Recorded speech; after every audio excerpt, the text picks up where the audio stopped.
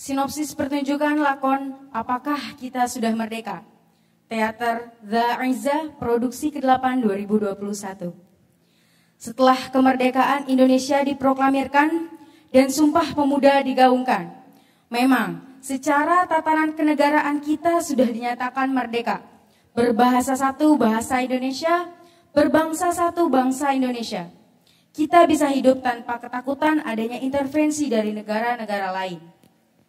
Akan tetapi, secara kebatinan kita belumlah merdeka. Kita masih dijajah oleh nafsu-nafsu atas nama masa depan dan jabatan. Bencana alam dan bencana sosial hilir mudik mengepung kita. Tanpa sadar, kita lahir untuk takut tidak makan, takut tidak punya pekerjaan, takut tidak berpenghasilan. Dengan kata lain, kita masih dijajah oleh nafsu-nafsu yang lainnya. Seperti jabatan tinggi, ingin dipuji, maunya selalu dianggap paling mengerti, ingin dilayani, dan seabrek penyakit hati lainnya yang sejatinya membuat diri kita makin terjajah. Apakah Kita Sudah Merdeka adalah sebuah lakon drama yang disadur sedemikian rupa oleh Teater The Izzah. Dalam pertunjukan yang ke-8 ini, kita akan disuguhkan sebuah adegan hidup yang cukup miris. Sebuah dialog kecil antara cucu dan kakek yang syarat perenungan. Cucu yang lugu dengan pertanyaannya yang polos, mengingatkan kakek pada perjuangannya yang mengerikan. Mengingatkan kakek pada nenek yang mati di ujung senapan. Mengingatkan kakek pada pengkhianatan temannya yang kini sudah jadi pejabat. Pertunjukan ini akan menghadirkan banyak simbol-simbol yang menerjemahkan kegelisahan kakek. Bukan sekedar pertunjukan hiburan belaka, melainkan semacam jalan tempuh untuk mengukur kedalaman batin kita masing-masing. Pertunjukan ini disadur dari naskah monolognya Putu Wijaya dengan judul yang sama, Apakah Kita Sudah Merdeka? Oleh Ustadz Ahmad Murur Al-Farisi, tata artistik panggung oleh Ustadz Tarmin Alamsyah, Ustadz Syarifuddin, dan Ustadz Heriansyah. Penata musik oleh Ustadz Mirza, Ustadz Cucu Sudiana, dan Ustadz Wildan Abdul Ghani, yang dibantu oleh pelatih band Dar El Kolam 3 Kampus The Izzah dan pelatih marching band Nada Syiar Dar El Kolam. Penata suara oleh Ustadz Abdul Qadir. Penata busana oleh Ustazah Golia Givertiwi, Ustazah Elsa Bakis, penata rias oleh Ustazah Fini Safiti dan Ustazah Cahyana Suwida, penata cahaya oleh Kang Mamet, penata dokumentasi dan publikasi oleh Ustadz Bayu Aji, Ustadz Deni Hamdani, dan Ustadz Fazlur Rahman Gauhar. Semua ini secara keseluruhan dikemas apik oleh sutradara kita, Al-Ustadz Ahmad Murur Al-Farisi.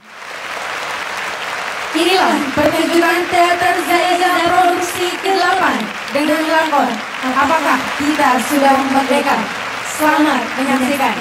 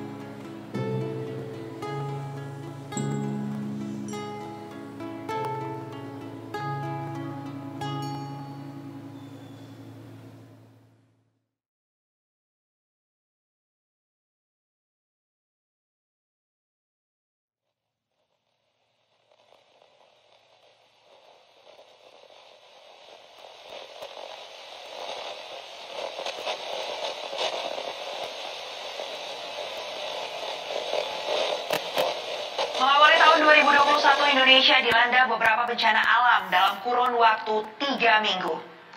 BNPB mencatat setidaknya mulai dari 1 hingga 21 Januari 2021 ada 185 kejadian bencana alam yang terjadi di Indonesia. Pada Sabtu malam tanggal 9 Januari 2021, tanah longsor terjadi di Desa Cihanjuang, Cimanggung, Sumedang, Jawa Barat. Longsor terjadi 2 kali, yang pertama pada pukul 4 sore dan juga pada pukul 7 malam. Hujan yang terus turun di lokasi bencana membuat evakuasi memakan waktu lebih dari 1 pekan. Kepala Pusat Data dan Informasi BNPB Raditya Jati mengatakan, operasi pencarian korban juga dihantui oleh adanya ancaman longsor susulan yang mungkin terjadi.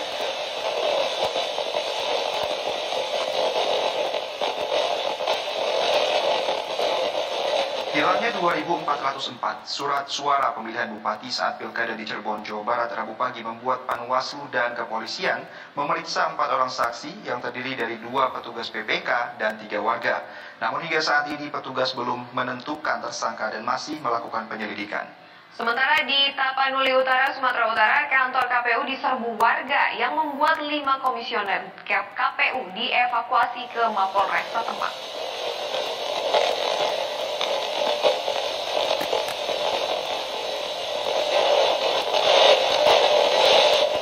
Oknum camat di Aceh Tenggara diduga berzina dengan oknum pejabat Pemkot Tanjung Balai, Sumatera Utara. Kasus ini terbongkar setelah ada bukti cat mesum dalam gawai milik oknum pejabat tersebut yang diungkap oleh sang istri. Oknum pejabat tersebut berinisial ALM, sedangkan oknum camat berinisial DP.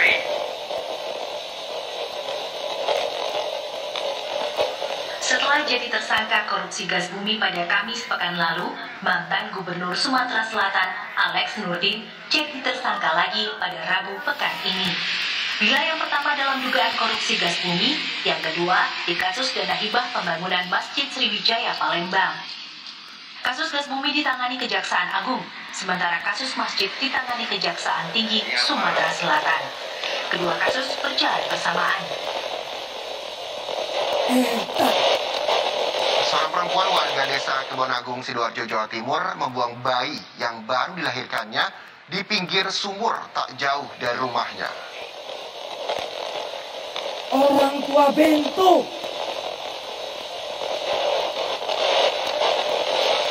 Juliari Batubara, Menteri Sosial saat kejadian korupsi bantuan sosial COVID-19 terungkap ditahan Komisi Pemberantasan Korupsi setelah menyerahkan diri. Juliari menyerahkan diri pada tanggal 5 Desember setelah sejumlah orang baik swasta maupun dari Kementerian Sosial ditangkap penyidik KPK. Dari penangkapan disita uang tunai sejumlah 14,5 miliar rupiah yang diduga sebagai suap untuk Juliari.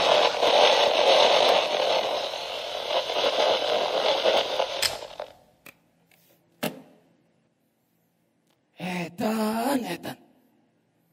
Berita kok nggak ada yang benar. Kacau. Negara ini makin kacau. Negara yang sudah merdeka 76 tahun. Kok masih begini-begini aja? Korupsi merajalela. Pembunuhan. Pencabulan. Dan sahabat kemungkaran lain masih terus berkembang biak. Jikalau memang Indonesia sudah benar-benar merdeka, boyo, berita yang disiarkan itu yang menggambarkan kemerdekaan. Bukankah tiap tahun kita selalu memperingati kemerdekaan? Lalu kemerdekaan yang bagaimana? Apanya yang merdeka? Siapa yang merdeka? Dan merdeka yang bagaimana yang dimaksud?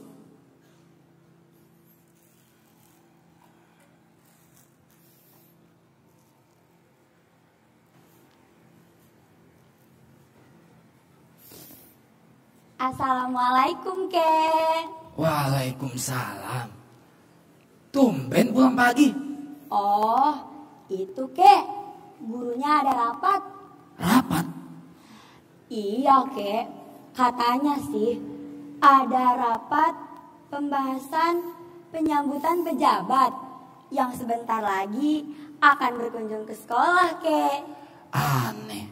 Ih, kok aneh sih, Kek? Guru-gurumu kerjaannya cari sensasi. Maksudnya, Kek? Coba tanya guru-gurumu itu. Apakah setiap mereka mau masuk kelas, mereka selalu mempersiapkan materi dengan teliti? Apakah mereka mempersiapkan diri dari jauh-jauh hari?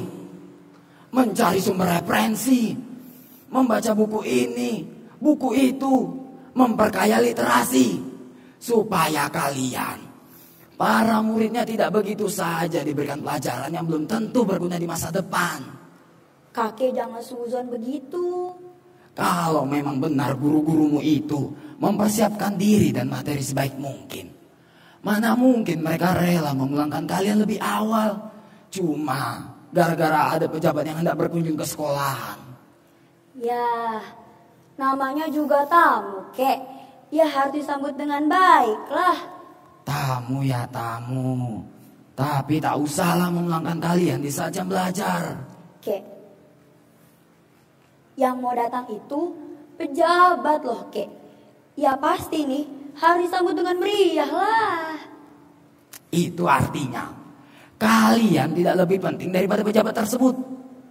Pernah kalian disambut oleh guru-gurumu sebagaimana mereka menyambut para pejabat tersebut? Tidak, Kek. Nah, guru-gurumu hobinya memang cari sensasi. Tapi ya, Kek, tidak semua guru begitu loh. Ya, kalaupun ada guru-gurumu yang rajin dan perhatian pada kalian, itu hanya segelintir saja. Seperti Tahilala di betis perawan desa. Memangnya kakek pernah melihat Tahilala di betis perawan desa? Ah, sudahlah. Kamu ini memang cerewet. Susah dibilanginnya. Nanti kalau kamu sudah tua sama seperti kakek, pasti kamu akan paham apa yang kakek maksud. Semoga saja kamu tidak menyesal karena harus sekolah.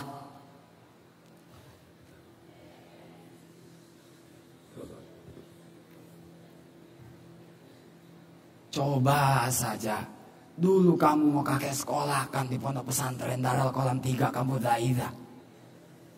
Mana mungkin pulang sia-sia begini.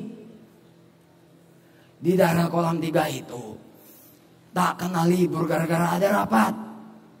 Jangankan pejabat, ada pandemi virus corona saja, para santri-santrinya tetap masuk sekolah.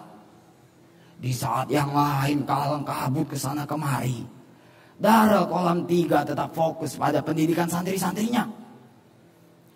Bahkan yang kakek dengar, walaupun Darul Kolam 3 masuk di saat pandemi, standar keamanannya tak sembarangan. Protokol kesehatan serentak dan kompak diterapkan oleh seluruh santri-santrinya. Bahkan wali santrinya saja dilarang berkunjung ke pesantren. Beda kan dengan sekolahmu itu? Kakek kadang membayangkan kapan sekolah di Indonesia ini bisa setegas pondok pesantren Darul Kolam 3 Kampus Zaiza. Itu hanya hayal belaka. Indonesia memang harus banyak belajar dari pondok pesantren ini. Bukannya aku tidak mau loh, Kek. Tapi kan... Sudahlah. Kamu ini memang cerewet. Sudah sana bantu kakek beres-beres. Iya, Kek.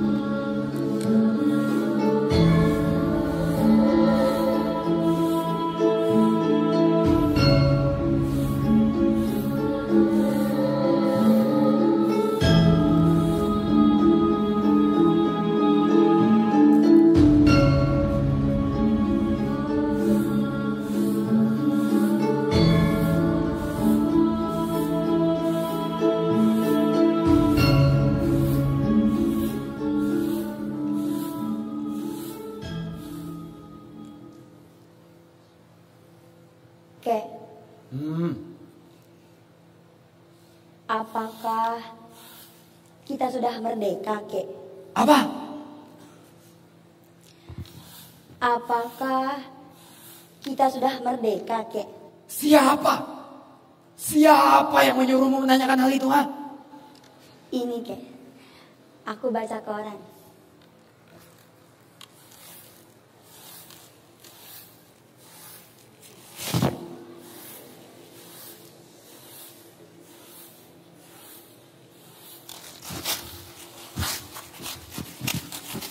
Berita sekarang semuanya edan.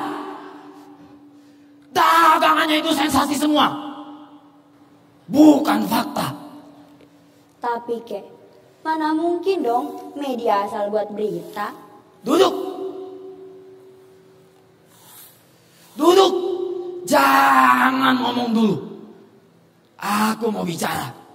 Apa-apa saja kerjaan gurumu di sekolah, ha? Apa gurumu sudah berhenti ngajar sejarah Indonesia? Apa gurumu tidak pernah memberitahukan kamu bahwa pada tanggal 17 Agustus 1945 di Jalan Pegangsaan Timur sana Bung Karno dan Bung Hatta telah memproklamirkan kemerdekaan kita. Proklamasi kami bangsa Indonesia dengan ini menyatakan kemerdekaan Indonesia. Hal-hal mengenai pemindahan kekuasaan dan lain-lain diselenggarakan dengan cara saksama dan dalam tempo yang sesingkat-singkatnya. Jakarta, 17 Agustus 1945. Atas nama bangsa Indonesia, Soekarno, Hatta. Sejak saat itulah kita sudah merdeka.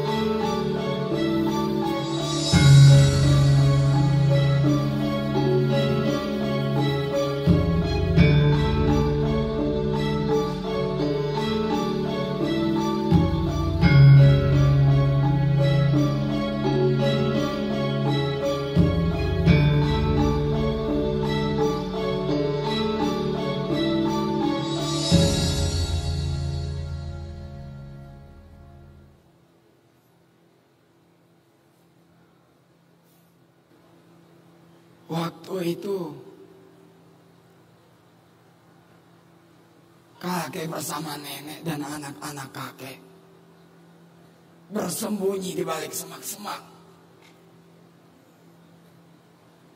Siang malam kami harus bersembunyi. Tidak ada makanan, tidak ada minuman, tidak ada selimut. Kami semua bertahan dalam ketakutan,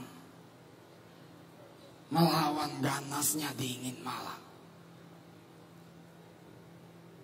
Hingga sesuatu yang tak terduga itu pun terjadi. Ketika nenekmu ingin buang air besar,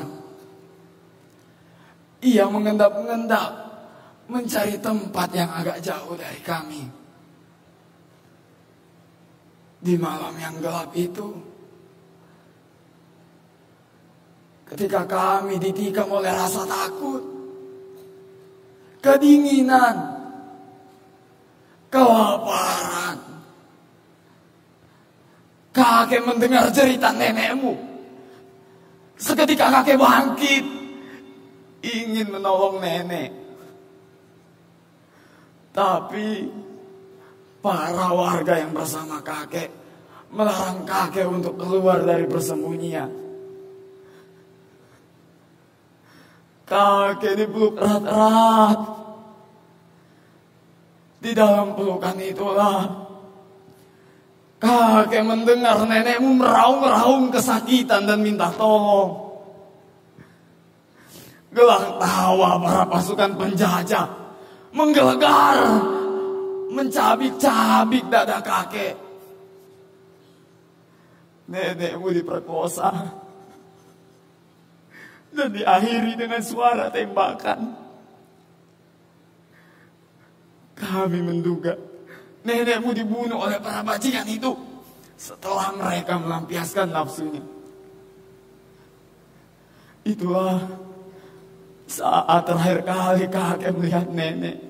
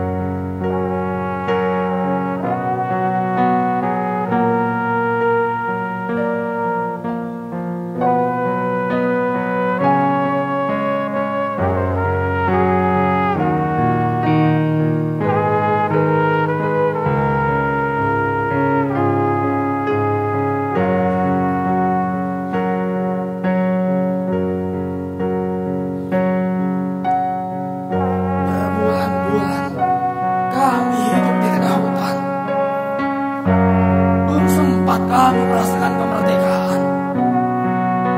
Suami dan ibumu pun mati karena ketahuan mengendap-endap memanjat pohon kelapa. Kami yang berada jauh dari ketinggian pohon kelapa melihat bapakmu jatuh seperti burung dara ditembak penjajah.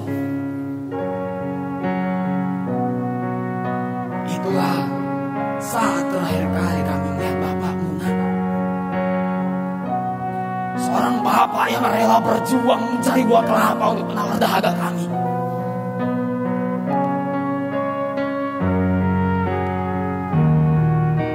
Seorang bapak yang dari anaknya kini hidup sebatang kara bersama kakek.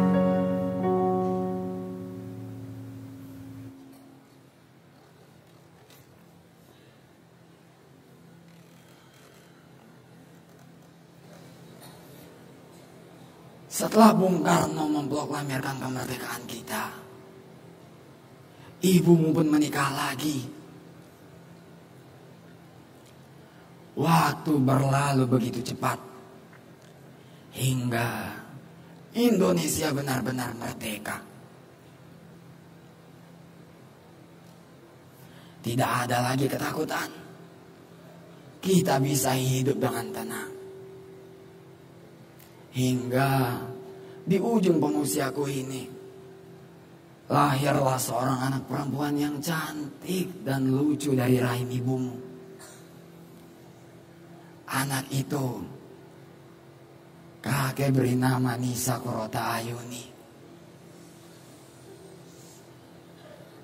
Agar kamu menjadi perempuan yang ayu, menjadi perempuan yang bisa menebarkan kedamaian.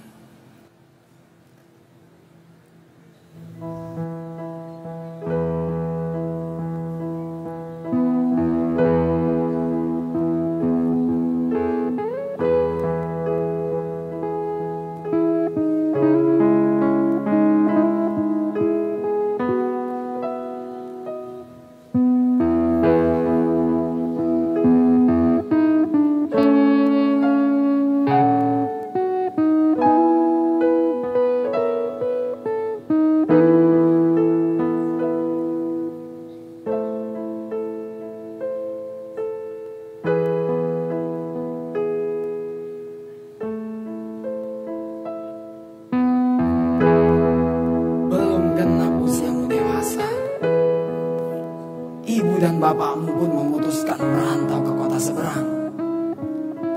Kamu ditinggalkan bersama kakek.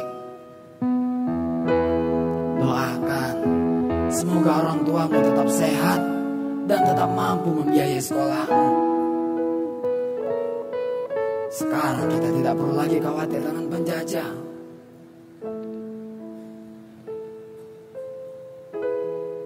Kamu bisa belajar dengan tenang.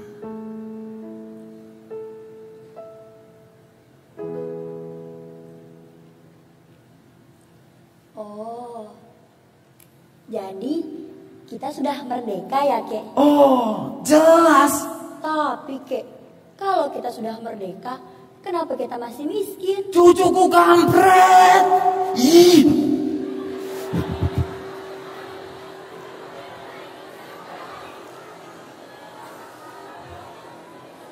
Kalau kita itu sudah merdeka, itu artinya kita sudah bebas dari penindasan penjajah. Kita bebas berpikir, kita bebas berbuat, kita bebas menentukan nasib kita sendiri. Tapi kalau kamu itu miskin, lapar, sakit, terpuruk, gagal, kecewa, itu bukan urusan kemerdekaan. Kalau kamu mau kaya, ya harus kerja keras. Harus mencari sendiri kekayaanmu. Tidak ada orang yang mau membantu. Gini, kalau kamu mau jaya, sukses, berhasil, ya harus kerja keras. Harus berani bersaing. Harus berani melawan tantangan. Tidak ada orang yang mengasihani, apalagi menyuapi. Gini, dengar kakek. Kalau kamu itu rajin, hemat, berprestasi, yakin kamu bakal jadi orang nomor 1. Tapi kalau kamu itu males, bodoh, teler, melempem, doyannya hanya mengeluh, mengemis, protes, kamu bakal jadi orang kers. Sebentar, jangan ngomong dulu. Karena kalau kita itu merdeka, kita harus bisa menggunakan kebebasan yang diberikan kemerdekaan. Tapi jangan mentang-mentang kamu merdeka terus berbuat seenaknya sendiri, seenak udelmu sendiri, kebablasan. Sebentar, jangan ngomong dulu. Aku belum selesai bicara. Padahal kalau kamu itu merdeka, kemerdekaan kamu itu dibatasi oleh kemerdekaan-kemerdekaan lain milik saudara-saudaramu yang ada di sekitar kamu. Walhasil, kalau kamu itu merdeka, sebenarnya kamu tidak merdeka. Ngerti? Ngerti? Tidak, Kek. Nah, dengan kamu bilang tidak, itu kamu orang yang merdeka. Hanya orang yang merdeka yang kapan saja berani bilang tidak. Di layar televisi, sang saka dikerek naik, diiringi lagu Indonesia Raya. Aku jadi merinding. Aku terlempar ke masa revolusi. Ketika dulu aku pergi ke hutan, bersembunyi di balik ketiak-ketiak bukit, mencegah tentara kolonial menghancurkan jembatan malam-malam, mengendap-endap ke kota, menyusup ke tansi militer kolonial untuk mencuri senjata. Tapi ada pengkhianatan. Kakiku tertembak dan kami semua masuk ke dalam sumur tua. Jadi, kita sudah merdeka ya, Kek? Sang saka telah sampai ke puncak tiang. Anggun, perkasa. Aku telah turut. Aku telah ikut. Aku telah ikut membayar ongkos perjalanannya hingga kaki pincang hingga sekarang. Tapi tidak ada rasa menyesal.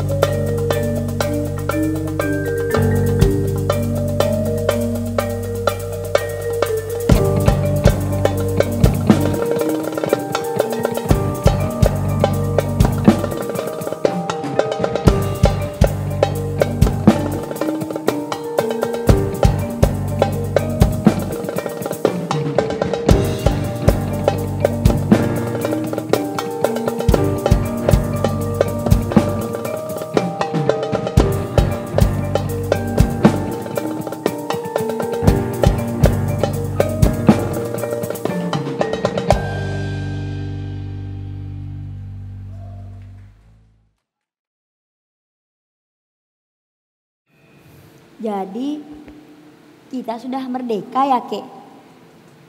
Pada saat kemerdekaan, aku letakkan senjataku. Aku kembali ke sawah dan berdagang barang-barang ini untuk bertahan hidup. Hidupku tenang sampai pada suatu saat ada yang datang dan memfitnahku mengatakan aku seorang pengkhianat. Ketika dulu aku disergap, aku diperkarakan dan dipenjara selama 4 tahun. Di dalam penjara itulah aku sadar, ternyata orang yang telah memfitnahku itulah pengkhianat sebenarnya. Ketika aku bebas, aku cari dia ke kota. Tapi ternyata dia sudah jadi pejabat yang sangat dicintai oleh masyarakat.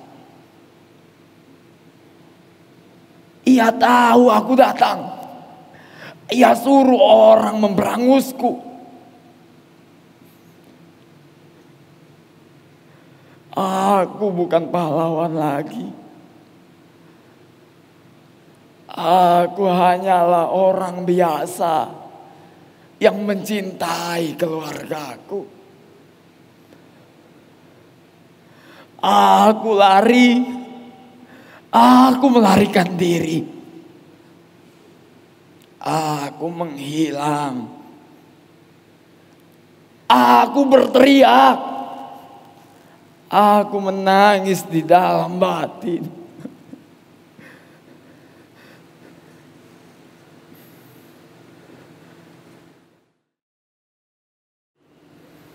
Kalau kita sudah merdeka, Kek, kenapa kakek malah menangis? Cucu, kakek menangis karena kita sudah merdeka. Hanya orang yang merdeka yang boleh dan berani menangis kapanpun dan dimanapun ia ingin menangis.